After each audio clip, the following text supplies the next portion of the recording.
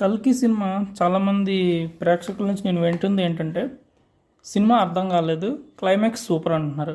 So వాళ్ళకి ఎందుకు అర్థం కాలేదంటే కూడా నేను చెప్తాను. ఎందుకంటే వాళ్ళు ఏంటంటే ఇప్పుడు కరెంట్ జనరేషన్ ఊహించుకొని వీళ్ళు సినిమా చూశారు.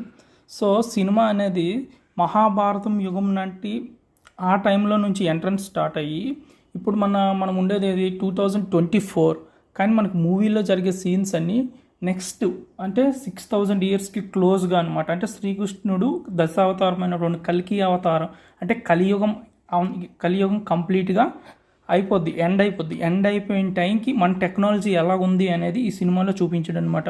ఇప్పుడే ఫ్లయింగ్ కార్స్ వచ్చాయి, ఫ్లయింగ్ బస్సెస్ వచ్చాయి, ఫ్లయింగ్ బైక్స్ వచ్చాయి, చైనా జపాన్లో బుల్లెట్ ట్రైన్స్, చాలా టెక్నాలజీ డెవలప్ అయింది. సో ఇప్పుడు 2000 ఇయర్స్కి ఇంత టెక్నాలజీ డెవలప్ అయ్యి ఉంటే నెక్స్ట్ 3000 ఇయర్స్కి ఎంత టెక్నాలజీ డెవలప్ అవుద్దో మీరే ఊహించుకోండి. నెక్స్ట్ కొంతమంది అంటారు అదేంటి భయ్యా ప్రభాస్ ఎలా అంటే 6 కనిపిస్తున్నారు, టచ్ చేస్తే అక్కడ ఉండడు.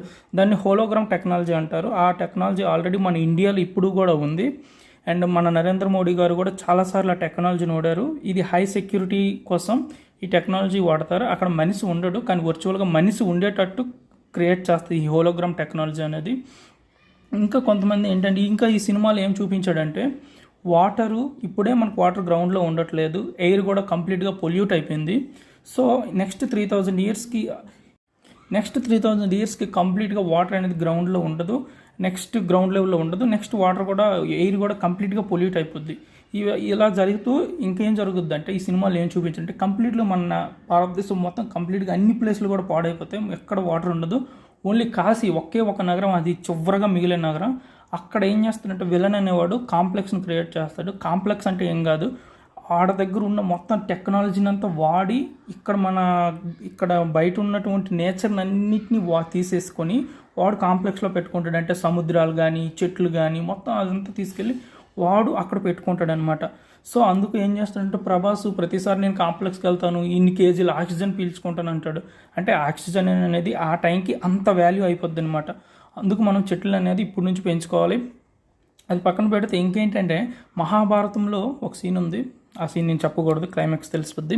ఓకే, అది నేను చెప్పను. నెక్స్ట్ శంబాల అనేది అది నిజంగానే ఉంది ఆ సిటీ, దాన్ని హిడెన్ సిటీ అంటారు. మీరు గూగుల్లోకి వెళ్ళి శంబాల ది హిడెన్ సిటీ అని కొడితే వస్తుంది.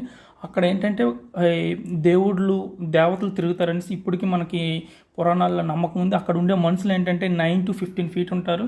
అక్కడికి ఒకప్పుడు జర్మనీ నాయకుడు హిట్లర్ కూడా వెళ్ళి వాళ్ళని కలిసినట్టు సంథింగ్ గూగుల్లో కూడా ఉంది info.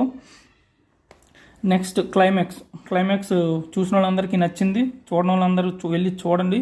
Cinema block buster. Hope you guys enjoy it. Please don't spread the negative comments on this movie. Thank you all.